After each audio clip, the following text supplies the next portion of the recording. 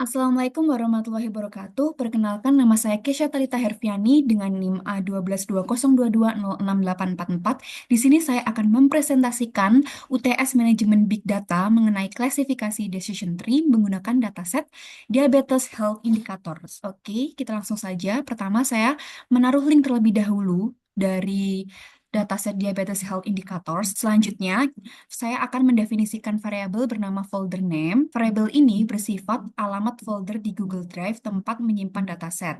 Ini sangat berguna untuk memanggil file langsung dari Google Drive ke Google Colab. Selanjutnya, saya mengimpor modul Drive dari Google Colab dan menjalankan Drive Mount. Langkah ini untuk menyambungkan Google Colab dengan Google Drive. Parameter force remount sama dengan true berguna agar Drive dimuat ulang walau sudah pernah dipasang. Kemudian, kita menambahkan folder dataset ke dalam sistem Python menggunakan sys.python. Tujuannya agar folder bisa dikenali sebagai lokasi modul atau file yang bisa diakses. Untuk berikutnya, saya mengimpor pustaka-pustaka penting, Pandas untuk mengelola dan manipulasi data, NumPy untuk kalkulasi numerik, Matplotlib, Pyplot, dan Seaborn itu untuk visualisasi data. Terakhir, saya mengatur tampilan agar semua kolom terlihat penuh saat ditampilkan tanpa dipotong. Ini menggunakan pd.setOption. Selanjutnya, saya mulai membaca dataset menggunakan pd_reads_cv. Dataset yang digunakan adalah data kesehatan tahun 2015 dari BRFSS. Saya menggunakan parameter set untuk menentukan pemisah koma, KP-initial space untuk menghilangkan spasi yang tidak perlu, dan na_values untuk menganggap tanda tanya sebagai nilai kosong. Lalu saya tampilkan 5 baris pertama agar bisa melihat datanya. Ini adalah hasil datanya. Gambar yang ditampilkan yang berisi data kesehatan individu yang sering digunakan untuk analisis prediktif, misalnya untuk memprediksi risiko diabetes. Mari dibahas setiap kolom secara lengkap dan bagaimana sih hal ini berkaitan dengan target tabel pertama, yaitu diabetes binary. Target kolom yaitu diabetes binary, ini adalah kolom target atau variabel dependen yang akan diprediksi. Nilainya adalah 0,0, tidak diabetes, atau 1,0 yang berarti positif diabetes. Dataset ini tampaknya digunakan dalam klasifikasi biner, apakah seseorang menderita diabetes atau tidak. Selanjutnya, untuk melihat struktur dataset, kita menggunakan df.info. Fungsi ini menampilkan jumlah kolom, tipe data tiap kolom, serta beberapa banyak data yang tidak kosong. Di sini terlihat bahwa memiliki indeks 253.680 dan memiliki columns 22. Selanjutnya, setelah tahu strukturnya, kita periksa jumlah nilai yang hilang per kolom. Caranya dengan df.isNull.sum. Lalu hasilnya dicetak ke layar. Ternyata hasilnya adalah 0 atau tidak memiliki data yang hilang. Lalu selanjutnya saya menghitung persentase nilai kosong dengan membagi jumlah masing value dengan jumlah total data dikali 100%. Ini penting agar kita tahu apakah nilai kosong itu signifikan atau tidak. Nah, berikut adalah hasilnya. Presentasi missing value per kolom yaitu 0,0 karena tidak memiliki data yang kosong. Selanjutnya, fungsi df.describe ini digunakan untuk melihat statistik deskriptif kolom numerik. Kita bisa lihat nilai minimum, maksimum, rata-rata, dan lain-lain. Di sini terlihat bahwa diabetes binary memiliki count 253.680, rata-rata 0,139333, dan selanjutnya. Selanjutnya, sebelum melihat statistik kolom kategorikal, kita cek dulu apakah ada kolom dengan tipe data objek. Kalau tidak ada, kita tampilkan pesan bahwa tidak ada. Kalau ada, maka kita jalankan describe untuk kolom-kolom tersebut saja. Untuk selanjutnya, kita mulai mengeksplorasi target utama yaitu diabetes binary dengan value underscore counts normalize sama dengan true yang digunakan dalam analisis data dengan library Pandas. Perintah ini menghitung proporsi, bukan jumlah absolut, dari setiap nilai unik dalam kolom diabetes underscore binary. Nilai normalis sama dengan true membuat hasilnya dalam bentuk proporsi persentase total dibandingkan dengan jumlah keseluruhan data. Dari hasil output diketahui bahwa 86,07% data memiliki nilai 0,0, yang kemungkinan besar menunjukkan bahwa individu dalam data tersebut tidak menderita diabetes. Sementara itu, hanya 13,93% yang memiliki nilai 1,0, yang menunjukkan bahwa sebagian kecil dari data menunjukkan individu yang menderita diabetes. Tipe data dari hasil ini adalah float 64 yang menunjukkan bahwa nilai proporsi tersebut merupakan angka desimal presisi tertinggi. Data ini sangat berguna untuk memahami distribusi kelas pada variabel target dalam konteks pemodelan prediktif atau klasifikasi. Lanjutnya ke visualisasi. Di sini saya bisa membuat histogram untuk semua kolom numerik agar bisa melihat persebaran data. Setiap fitur numerik akan ditampilkan dalam grafik masing-masing dalam satu grid besar seperti ini. Outputnya ini fokus pada histogram kolom diabetes binary. Terlihat bahwa distribusi datanya sangat tidak seimbang atau imbalance, nilainya 0,0 yang kemungkinan besar mempresentasikan individu tanpa diabetes, mendominasi data dengan jumlah yang jauh lebih besar dibandingkan nilai 1,0 yang mewakili individu dengan diabetes. Hal ini sejalan dengan output sebelumnya yang menunjukkan bahwa sekitar 86% responden tidak memiliki diabetes, sementara hanya 14% yang memiliki diabetes. Ketimpangan ini penting untuk diperhatikan karena dapat mempengaruhi hasil analisis atau model prediksi, terutama dalam machine learning. Selanjutnya, ada kumpulan histogram dari berbagai fitur kolom dalam sebuah data frame yang digunakan untuk analisis data kesehatan. Masing-masing plot menunjukkan distribusi nilai dari satu kolom. Banyak fitur memiliki binary 0 atau 1 yang itu seperti high BP, high call check, smoker, stroke, heart disease or attack, physique activity, dan lain-lainnya. Dari histogram tersebut terlihat bahwa sebagian besar individu dalam dataset memiliki nilai 0, menandakan bahwa mereka tidak memiliki kondisi atau karakteristik tersebut. Misalnya tidak menderita diabetes, tidak merokok, tidak pernah stroke, dan lain-lain. Selanjutnya, kolom seperti BMI, Men Health, dan Psi Health memiliki distribusi numerik yang lebih luas dan kontinu, menunjukkan variasi yang besar dalam indeks massa tubuh serta jumlah hari terganggunya kesehatan fisik dan mental. Untuk kolom Gen Health, kesehatan umum, education, income, dan age, terlihat pola distribusi bertingkat yang mengindikasikan adanya kategori atau level. Misalnya pada kolom income, semakin tinggi pendapatan, ditunjukkan oleh angka yang lebih besar, semakin banyak individu yang berada pada level tersebut, menunjukkan bahwa sebagian besar responden memiliki pendapatan yang tinggi dalam kategori yang tersedia. Jadi, secara keseluruhan ini, visual ini membantu memahami komposisi dan kecenderungan data dalam setiap fiturnya dan berguna untuk eksplorasi awal sebelum melakukan analisis lebih lanjut seperti klasifikasi atau regresi. Untuk selanjutnya, untuk fitur kategorikal, kita buat bar plot, loop, digunakan untuk membaca satu persatu fitur bertipe objek lalu ditampilkan dalam bentuk grafik batang nantinya. Selanjutnya, langkah penting berikutnya melihat hubungan antar fitur numerik. Kita menggunakan matriks korelasi untuk melihat seberapa erat hubungan antar kolom. Visualisasinya menggunakan heat map dan Seaborn, lengkap dengan angka korelasi dan warna yang memudahkan analisis.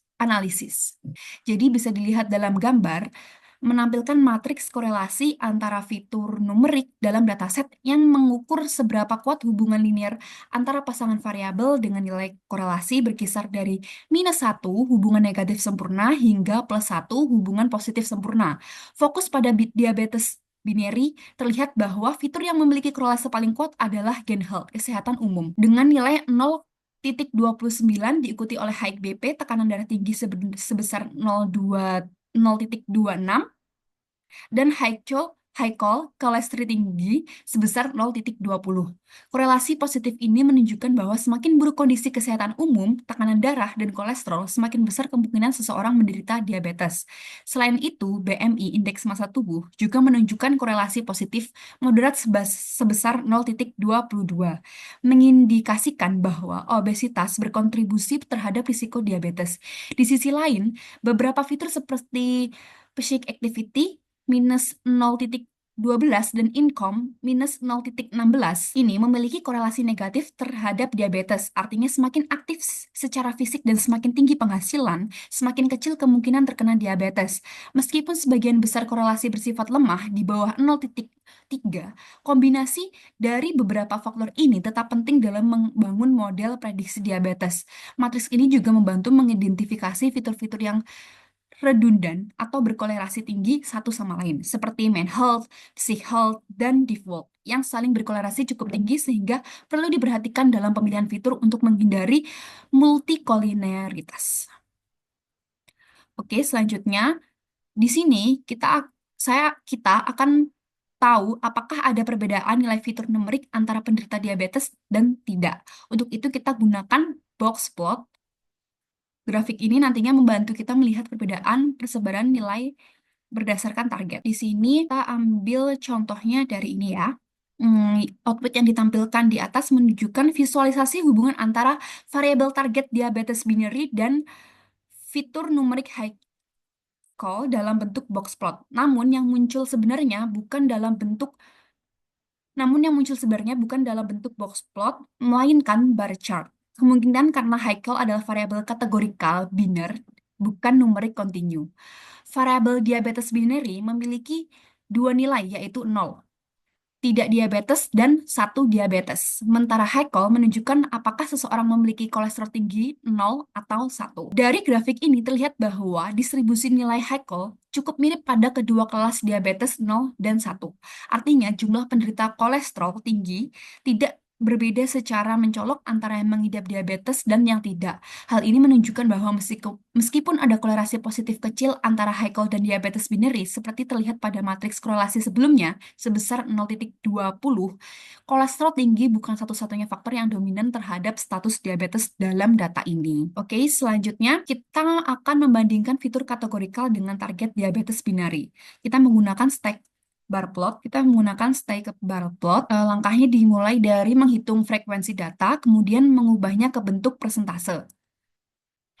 Lalu divisualisasikan nantinya untuk hasilnya adalah grafik batang bertumpuk yang memperlihatkan proporsi penderita dan non-penderita diabetes di setiap kategori. Selanjutnya di sini kita akan membuat box plot untuk semua fitur numerik menggunakan df numerik underscore futures.boxplot. Visualisasi ini berguna untuk melihat distribusi data dan mendeteksi outlier atau nilai-nilai pencilan yang menyimpang dari sebaran umum. Ini adalah outputnya. Output ini menampilkan kumpulan box plot dari semua fitur numerik dalam dataset.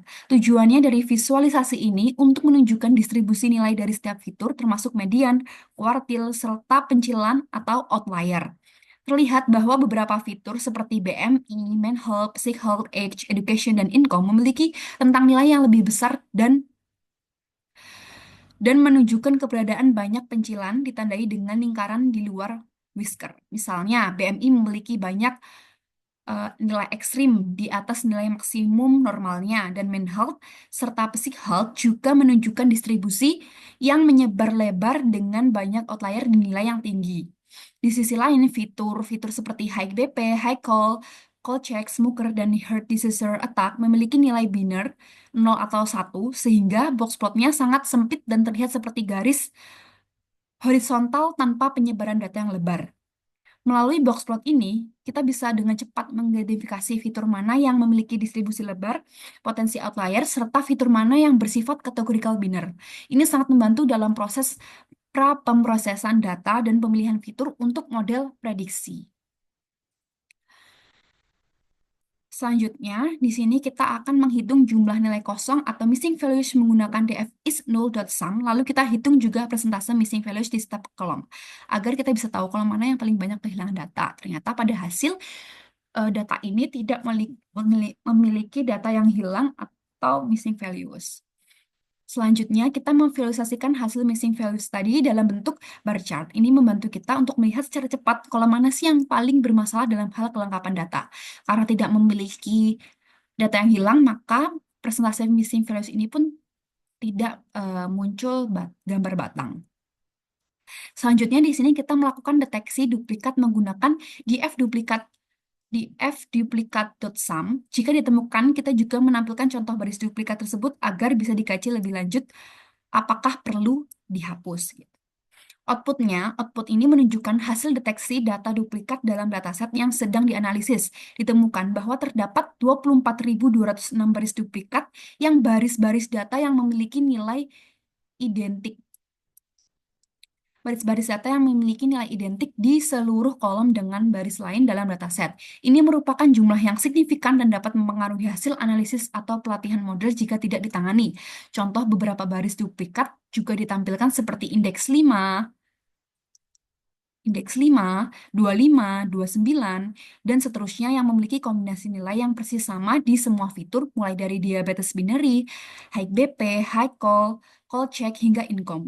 Kehadiran data duplikat seperti ini bisa menyebabkan model overfitting, bias, atau interpretasi statistik yang keliru. Oleh karena itu, langkah pembersihan data selanjutnya sangat disarankan, yaitu menghapus baris-baris duplikat tersebut untuk memastikan dataset yang digunakan bersih dan representatif. Nah, selanjutnya kita akan mengecek tipe data masing-masing kolom, lalu melakukan validasi pada kolom numerik. Kita lihat apakah data non-numerik yang terselip dalam kolom yang seharusnya hanya berisi angka. Menggunakan coding ini. Ternyata diabetes binary juga menggunakan volt 64, HPP volt 64, dan seterusnya menggunakan volt 64. Nah, selanjutnya di sini kita melakukan pengecekan nilai minimum dan maksimum. Nilai minimum dan maksimum. Kita melakukan pengecekan nilai minimum dan maksimum untuk semua kolom numerik, lalu mengecek nilai unik dari kolom kategorikal. Ini penting untuk memahami sebaran data dan menghindari nilai-nilai aneh atau kategori yang salah tulis. Dan di sini muncul output dari proses validasi range nilai untuk kolom numerik dalam sebuah dataset. Proses ini dilakukan dengan iterasi terhadap setiap kolom numerik untuk mengetahui nilai minimum dan maksimum dari masing-masing kolom. Validasi ini penting untuk memastikan bahwa tidak ada nilai yang berada di luar batas logis atau ekspektasi. Dari hasil yang ditampilkan terlihat bahwa kolom diabetes binary, high PP, high call, dan check semuanya memiliki rentang nilai antara 0,0 hingga 1,0 yang menunjukkan bahwa kolom-kolom tersebut kemungkinan berupa data biner, representasi ya atau tidak, atau benar atau salah. Sementara itu, kolom BMI memiliki rentang nilai 12,0 hingga 98,0 yang masih masuk akal karena BMI, Body Mass Index, pada manusia umumnya berada di kisaran tersebut. Meskipun nilai 98 termasuk tinggi dan mungkin perlu diperiksa sebagai potensi outlier, secara keseluruhan, output ini menunjukkan bahwa rentang nilai dari kolom-kolom yang diperiksa masih berada dalam batas yang wajar dan tidak ditemukan nilai aneh atau ekstrim yang tidak masuk akal, sehingga data numerik tersebut tampak layak untuk dianalisis lebih lanjut atau digunakan dalam pemodelan. Nah, untuk selanjutnya kita mulai menangani missing value. Kolom kategorikal kita isi dengan modus atau nilai yang paling sering muncul, sementara kolom numerik kita isi dengan median. Setelah itu kita cek ulang untuk memastikan bahwa semua nilai kosong sudah terisi. Karena tadi tidak ada nilai kosong, jadinya ya 0. Nah, di sini untuk menangani outlier optional, jadi saya tidak menggunakan outlier. Selanjutnya kita menampilkan struktur data dengan DF info untuk memastikan bahwa jumlah data dan tipe kolom sudah sesuai saat telah pembersihan. Tetap ya 253.680 dan total kolomnya 22 tetap. Oke. Lalu kita menghapus duplikat dari dataset menggunakan df.drop_duplicates in place sama dengan true, dan mencetak kembali jumlah data setelah duplikat dihapus. Jadi jumlah baris duplikatnya ada 24.206 dan jumlah baris setelah menghapus duplikat menjadi 229.474. Kemudian di sini kita kembali menggunakan .df.info untuk memverifikasi hasilnya. Di sini jadi 229.474. Lalu di sini kita akan menampilkan 5 baris pertama dari dataset menggunakan df.hide sebagai preview data yang sudah bersih, gitu ya, tetap sama. Selanjutnya kita simpan dataset bersih ke dalam file CSV bernama diabet_binary_bersih.csv di dalam folder Google Drive. Ini penting sebagai backup atau data yang siap pakai untuk analisis berikutnya. Nah, untuk selanjutnya kita mengulangi pengecekan nilai unik pada kolom-kolom kategorikal untuk memastikan tidak ada kesalahan setelah proses pembersihan. Di sini menggunakan coding ini.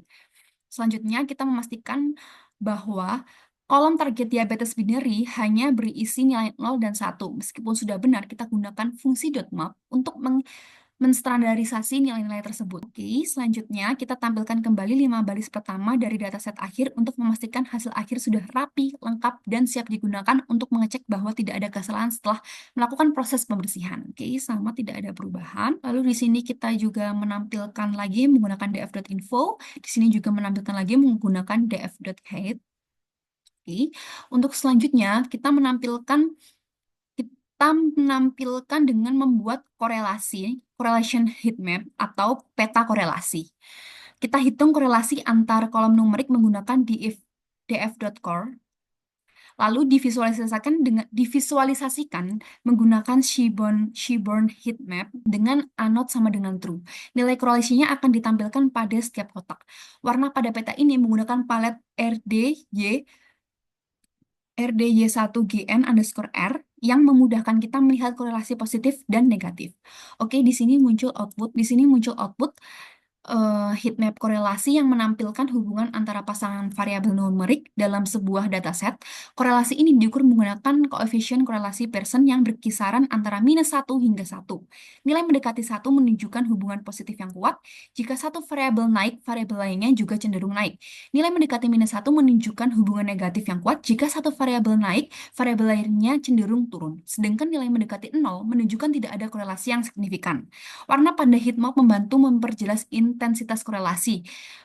Merah menunjukkan korelasi positif tinggi, hijau gelap menunjukkan korelasi negatif, dan warna kuning kehijauan di tengah menunjukkan korelasi lemah atau tidak signifikan.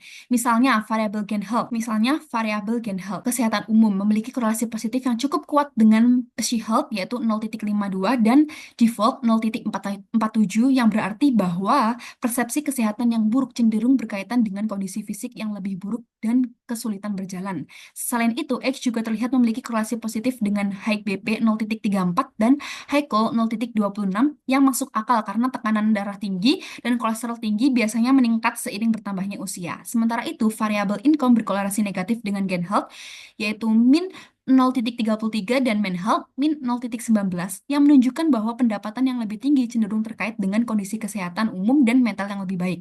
Secara keseluruhan, heatmap ini sangat berguna untuk mengidentifikasi hubungan yang kuat antara variabel dan dapat dijadikan dasar dalam analisis lanjutan seperti pemilihan fitur penting untuk model prediksi. Nah, selanjutnya ini kita menghapus kolom-kolom yang hanya memiliki satu nilai unik menggunakan df.apply pd.series.unique tanda pentung sama dengan 1. Kolom seperti ini tidak berguna dalam proses analisis karena tidak memberikan variasi data. Kemudian kita menampilkan data awal setelah pemeriksaan tersebut menggunakan df.height untuk melihat 5 baris pertama. Berikutnya kita mendefinisikan sebuah fungsi bernama correlation, fungsi bernama correlation untuk menemukan fitur-fitur yang sangat berkorelasi. Fungsi ini akan mencari pasangan kolom dengan nilai korelasi absolut melebihi ambang batas tertentu dan mengumpulkan nama-nama kolom tersebut dalam sebuah set. Lalu selanjutnya pada coding ini mengartikan kita menyiapkan data tanpa kolom target diabetes binary. Ini dilakukan agar saat mencari korelasi kita hanya melihat antar fitur dan tidak melibatkan kolom target. Selanjutnya, pada codingan ini kita menjalankan fungsi correlation dengan ambang batas 0,8. Dengan ambang batas 0,8 yang artinya kita ingin menghapus fitur-fitur yang memiliki korelasi lebih dari 80% satu sama lain. Kolom-kolom yang sangat berkorelasi dapat menyebabkan redundansi dalam model. Setelah mendapatkan daftar fitur yang berkorelasi tinggi, selanjutnya dalam codingan ini kita menghapus fitur-fitur tersebut dalam dataset utama menggunakan df.drop dengan aksis sama dengan 1 untuk menghapus kolom.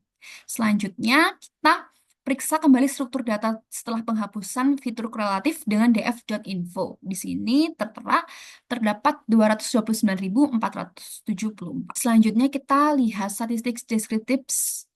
Kemudian kita lihat statistik deskriptif seluruh dataset dengan df.describe. Ini memberikan informasi seperti rata-rata, standar deviasi, nilai minimum, dan maksimum untuk setiap fitur numeriknya. Nah, terlihat bahwa output ini merupakan hasil dari analisis statistik deskriptif terhadap sebuah dataset yang berisi informasi terkait kondisi kesehatan dan gaya hidup responden.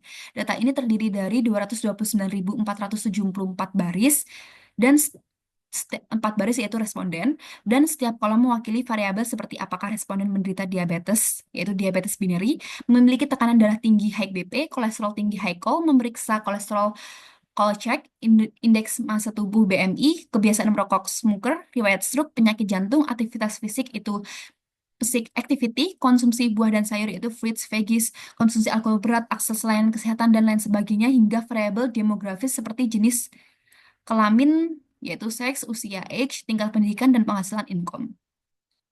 Baris pertama count menunjukkan bahwa semua kolom memiliki jumlah data yang sama, yaitu 229.474, artinya tidak ada data yang hilang atau yang kosong. Baris kedua min menampilkan nilai rata-rata dari setiap kolom. Misalnya, rata-rata nilai diabetes binary sebesar 0,1529 menunjukkan bahwa sekitar 15% responden menderita diabetes, sementara rata-rata BMI sebesar 28,68 menunjukkan bahwa mayoritas responden berada dalam kategori kelebihan berat badan. Nilai standar deviasi menggambarkan seberapa besar variasi data terhadap rata-ratanya. Sebagai contoh, standar deviasi BMI sebesar 6,78 menunjukkan bahwa nilai BMI responden cukup bervariasi. Nilai minimum kuartil pertama yaitu 25%, median 50%, kuartil ketiga 75%, dan maksimum memberikan gambaran persebaran data. Sebagian besar kolom bernilai biner 0 atau 1, tetapi ada juga yang memiliki rentang nilai lebih luas seperti BMI, main health, dan age. Nilai maksimum BMI mencapai 98, menunjukkan adanya responden dengan berat badan sangat tinggi. Setidaknya mental health dan physical health memiliki maksimum 30. Kemudian mengindikasikan jumlah hari dalam sebulan seseorang merasa terganggu secara mental atau fisik. Secara keseluruhan, tabel ini memberikan gambaran menyeluruh mengenai profil kesehatan responden dan menjadi dasar penting untuk analisis lebih lanjut seperti klasifikasi risiko kesehatan atau hubungan antar variabel. Selanjutnya di sini kita mengulang kembali pembuatan heatmap korelasi setelah fitur berkorelasi tinggi dihapus. Ini untuk memastikan bahwa dataset kita sekarang lebih bersih dan tidak memiliki fitur yang saling menduplikasi informasi. Nah, menggunakan coding correlation heatmap seperti ini. Nah, di sini menampilkan output heatmap korelasi antara berbagai variabel dalam sebuah dataset yang dihasilkan menggunakan pustaka visualisasi seperti Seaborn atau Matplotlib. Setiap sel dalam matriks ini menunjukkan nilai korelasi antara dua variabel dengan rentang nilai dari -1 hingga 1. Nilai 1 berarti korelasi sempurna positif ketika satu variabel naik, variabel lainnya juga naik secara proporsional. Sedangkan -1 menunjukkan korelasi sempurna negatif ketika satu naik, yang lain turun. Warna merah tua menunjukkan korelasi yang kuat, hijau menunjukkan korelasi lemah atau mendekati nol, dan warna kuning menunjukkan korelasi sedang. Diagonal dari kiri atas kanan bawah selalu memiliki nilai karena setiap variabel dikorelasikan dengan dirinya sendiri. Kita dapat melihat bahwa misalnya variabel H dan HBP memiliki korelasi cukup tinggi sekitar 0,34. Yang menunjukkan bahwa tekanan darah tinggi cenderung meningkat seiring bertambahnya usia. Sebaliknya, korelasi negatif terlihat antara income dan gain health sebesar 0-33. Nah, menunjukkan bahwa semakin tinggi pendapatan, semakin baik kondisi kesehatan yang dirasakan. Heatmap ini sangat berguna dalam eksplorasi data untuk memahami hubungan antar variabel, mengidentifikasi multicollinearities, dan membantu dalam pemilihan fitur untuk analisis lebih lanjut seperti machine learning. Oke? Selanjutnya, kita pisahkan dataset menjadi dua bagian, yaitu fitur X dan target Y. Kita gunakan train test build dari scikit-learn untuk membagi data menjadi data latih dan data uji dengan proporsi 90%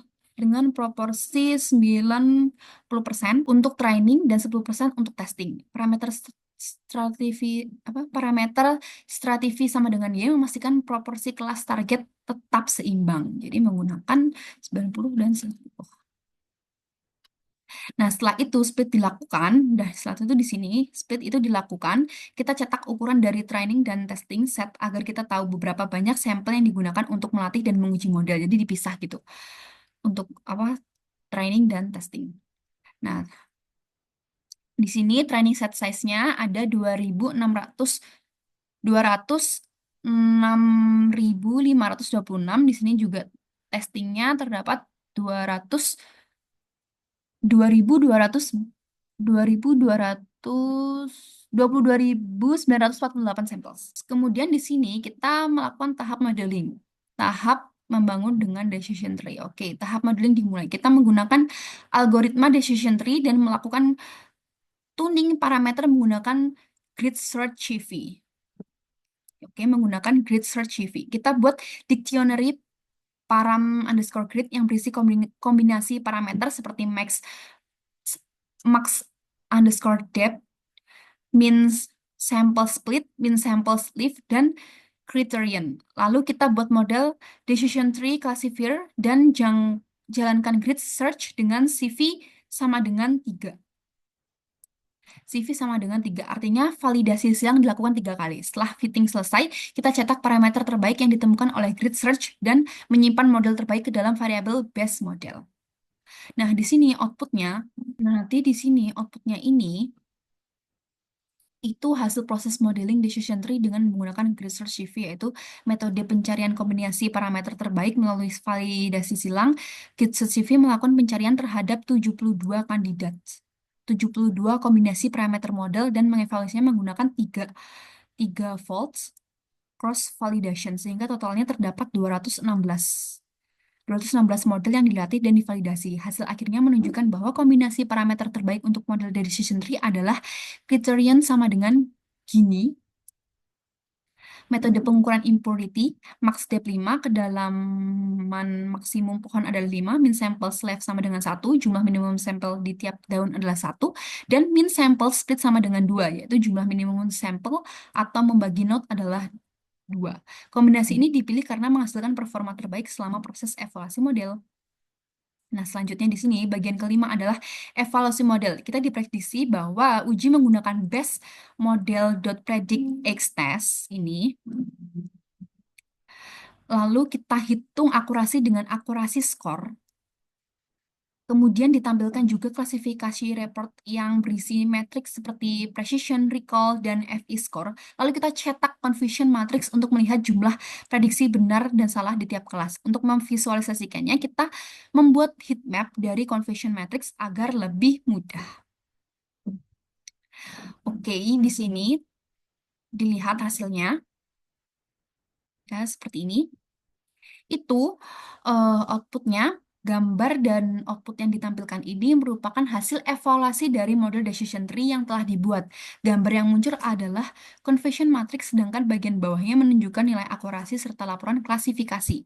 Berdasarkan confusion matrix, dari total 22.948 data, model berhasil mengklasifikasikan sebanyak 19.217 data kelas 0 dengan benar, true negatif, sebanyak 340 data kelas 1 dengan benar, true positif. Namun, setelah mengklasifikasikan 3.170 data kelas 1 sebagai kelas 0 false negatif, dan salah mengklasifikasikan 221 data kelas 0 sebagai kelas 1 false positif. Akurasi model mencapai 85%, 85,22%, yang artinya secara keseluruhan model cukup baik dalam memprediksi kelas. Namun jika dilihat lebih dalam melalui classification report, terlihat bahwa performa model untuk kelas 1 sangat rendah. Nilai precision untuk kelas 1 hanya 0,0,61, recall sangat rendah yaitu 0,10, dan F1 min score hanya 0,17. Hal ini menunjukkan bahwa model kesulitan dalam mendeteksi kelas 1 kemungkinan merupakan kelas minoritas. Sementara itu, kelas 0 memiliki precision tinggi, 0,86, recall sangat tinggi, 0,99, dan F1 min score sebesar 0,92, menunjukkan model sangat dominan dalam memprediksi kelas 0. Dari keseluruhan matriks, kita juga bisa menilai bahwa macro average rata-rata untuk tiap kelas menunjukkan F1 min score hanya 0,54. 0,54 mencerminkan ketidakseimbangan performa antar kelas. Lalu untuk weight average-nya yang mempertimbangkan jumlah sampel tiap kelas masih cukup baik dengan F1 min score 0,80 karena dominasi kelas 0. Kesimpulannya dari semua ini, meskipun akurasi terlihat tinggi, model ini kurang baik dalam mengenali kelas 1, dan ini penting untuk diperhatikan terutama jika kelas 1 merupakan kelas penting atau target utama dalam prediksi. Nah, untuk selanjutnya adalah visualisasi pohon keputusan. Kita gunakan plot underscore tree dari sklearn dengan max depth sama dengan 3 untuk membatasi kedalaman agar hasilnya tidak terlalu kompleks. Step simple pada pohon menggambarkan pemisahan dan berdasarkan fitur tertentu yang memudahkan kita memahami bagaimana model membuat keputusan. Nah, ini menggunakan codingan untuk visualisasi dari decision tree. Jadi kesimpulannya dari gambar ini, visualisasi dari sebuah pohon keputusan decision tree yang digunakan untuk memetakan proses pengambilan keputusan berdasarkan data. Cara membaca gambar ini dimulai dari bagian paling atas. road node yang menampilkan sebuah kondisi atau fitur, misalnya glukos kurang dari sama dengan 0,5. Setiap node akan menguji apakah kondisi tersebut terpenuhi atau tidak. Jika kondisi tersebut benar, true, maka jalur yang diikuti adalah ke kanan. Sedangkan jika kondisi yang tidak terpenuhi, false, maka jalur yang diambil adalah ke kiri. Proses ini akan terus berlanjut secara berurutan ke bawah, mengikuti setiap percabangan hingga mencapai node paling bawah yang disebut leaf node. Leaf node ini menunjukkan hasil akhir atau klasifikasi dari data berdasarkan jalur keputusan yang telah dilalui. Setiap leaf biasanya menyertakan informasi seperti nilai kelas, misalnya 0 atau 1 yang menunjukkan kategori hasil akhir, misalnya tidak terkena atau terkena suatu kondisi, beserta statistik pendukung seperti jumlah sampel dan tingkat kemurnian data atau Gini. Jadi, secara keseluruhan, decision tree ini menggambarkan alur logika pengambilan keputusan yang disusun secara tertentu dengan arah percabangan yang ditentukan oleh hasil evaluasi kondisi, true atau false. Lalu selanjutnya ini kita tampilkan fitur importance atau pentingnya tiap fitur dalam membentuk model. Fitur dengan nilai penting tinggi memiliki pengaruh besar terhadap prediksi. Data ini divisualisasikan dengan bar plot agar kita tahu fitur mana yang paling menentukan prediksi diabetes. Nah, outputnya ini gambar di atas menunjukkan grafik fitur importance atau pentingnya fitur dalam model decision tree untuk memprediksi suatu kondisi kesehatan. Kemungkinan besar terkait penyakit kronis seperti diabetes atau penyakit jantung, grafik terkait penyakit kronis seperti diabetes atau penyakit jantung. Grafik ini membantu kita memahami fitur-fitur mana yang paling berkontribusi terhadap keputusan akhir yang diambil oleh model. Dari grafik tersebut dapat dilihat bahwa high BP, tekanan darah tinggi, memiliki pengaruh paling besar terhadap hasil prediksi. Dengan nilai penting lebih dari 0,40, artinya fitur ini paling sering digunakan dalam pemisahan data pada pohon keputusan dan memiliki korelasi yang kuat dengan label target. Misalnya, apakah seseorang mengidap penyakit atau tidak. Diikuti oleh Gen-Health, penilaian kesehatan secara umum, dan BMI, indeks massa tubuh. Keduanya tuh juga menunjukkan pengaruh besar menandakan bahwa kondisi fisik umum dan berat badan berlebih turut menjadi faktor penting dalam klasifikasi model. Fitur lain seperti high call, kolesterol tinggi, dan age usia juga menunjukkan tingkat pengaruh yang cukup meskipun tidak sebagai 3 fitur teratas. Sementara itu, banyak fitur lain seperti smoker, stroke, physique activity, income, dan education memiliki nilai importance mendekati 0. Ini berarti model hampir tidak menggunakan fitur-fitur tersebut dalam proses pembuatan keputusan. Setidaknya itu dalam versi model ini. Secara keseluruhan, visualisasi ini memberikan wawasan yang sangat penting bagi para praktisi data dan tenaga medis dalam mengevaluasi faktor-faktor utama yang menjadi indikator risiko terhadap penyakit. Selanjutnya, setelah itu kita evaluasi model terbaik pada data training dan testing. Kita hitung akurasi, precision, dan recall menggunakan data training dan testing secara terpisah. Ini penting untuk melihat apakah model mengalami overfitting atau tidak, yaitu jika performa di data training jauh lebih baik dibandingkan testing. Ini menggunakan codingan seperti ini. Berdasarkan output yang ditampilkan pada gambar tersebut, dapat dilakukan analisis terhadap performa model decision tree, list model yang dievaluasi pada 2 data berbeda, yaitu dengan data training dan testing. Evaluasi dilakukan dengan menggunakan 3 metrik utama, akurasi, presisi, dan recall, yang semuanya dihitung dengan pendekatan micro average yang cocok digunakan ketika kita ingin memperhitungkan total kontribusi dan masing-masing kelas dalam masalah klasifikasi multiklas. Hasil evaluasi pada data training yaitu akurasinya 0,8516, presisi 0,8516, recall-nya juga 0,8516 dibulatkan. Nilai akurasi, presisi, dan recall yang identik pada data training menunjukkan bahwa model memberikan prediksi yang cukup konsisten dan seimbang terhadap semua kelas dalam data latih. Nilai 0,8516 menunjukkan bahwa sekitar 85,16% dari prediksi pada data latih adalah benar. Ini menunjukkan bahwa model cukup mampu memahami pola dari data yang diberikan untuk pelatihan. Hasil evaluasi pada data testing, akurasi 0,8522, presisi 0,8522, recall 0,8522. Sementara itu pada data testing yang digunakan untuk mengevaluasi generasi model terhadap data yang belum pernah dilihat sebelumnya, hasil evaluasi juga menunjukkan nilai yang sangat mirip, yakni sekitar 85,22%. Ini merupakan indikasi yang baik karena model tidak mengalami overfitting, terlalu baik di training tapi buruk di testing, maupun underfitting, buruk di kedua set. Nilai metrik yang hampir identik antara training dan testing menunjukkan bahwa model memiliki kemampuan generasi yang baik. Jadi kesimpulannya, model decision tree yang digunakan memiliki performa yang stabil dan konsisten baik pada data pelatihan maupun data pengujian. Dengan nilai numerik yang cukup tinggi dan seimbang sekitar 85%, hal ini menunjukkan bahwa model cukup akurat dalam memprediksi kelas target serta memiliki distribusi yang baik dalam mengklasifikasikan semua kelas yang ada. Penggunaan pendekatan micro average dalam penghitungan presisi dan recall menegaskan bahwa model mempertimbangkan total kontribusi seluruh kelas yang cocok dalam konteks klasifikasi multikelas serta keseluruhan model ini dapat dikatakan efektif dan layak digunakan untuk prediksi pada data sejenis. Selanjutnya, model terbaik kemudian disimpan ke dalam file menggunakan joblib.dump. Ini memungkinkan kita untuk memuat model kembali di masa depan tanpa harus melatih ulang dari awal. Selanjutnya, kita sebagai pembanding kita juga membangun model decision tree. Oke, sebagai pembanding kita juga membangun model decision tree tanpa optimasi atau default. Model ini dilatih menggunakan data yang sama namun tanpa pengaturan parameter khusus seperti pada grid search CV. Nah, ini menggunakan random stat 2 hasilnya. Nah, untuk selanjutnya, model tanpa optimasi juga dievaluasi menggunakan matriks akurasi, precision, dan recall. Baik pada data training maupun testing, dengan membandingkan hasil ini, kita bisa menilai seberapa besar manfaat dari proses optimasi yang dilakukan sebelumnya. Nah, outputnya ini berdasarkan output yang ditampilkan pada gambar kedua tersebut, dilakukan evaluasi terhadap performa model decision tree dalam variabel dt underscore classifier underscore norm yang telah dilatih menggunakan data yang telah dinormalisasi. Evaluasi dilakukan menggunakan tiga metrik utama yaitu akurasi, presisi, dan recall. Semuanya dihitung dengan pendekatan micro average yang mempertimbangkan jumlah total true positif, false positif, dan false negatif secara keseluruhan. Cocok untuk klasifikasi multi-kelas. Nah, hasil evaluasi pada data training itu akurasi, presisi, dan recall itu 0,9939. Nilai metrik yang sangat tinggi pada data training yaitu mendekati 1 atau 99,39% menunjukkan bahwa model hampir sempurna dalam mempelajari data latih.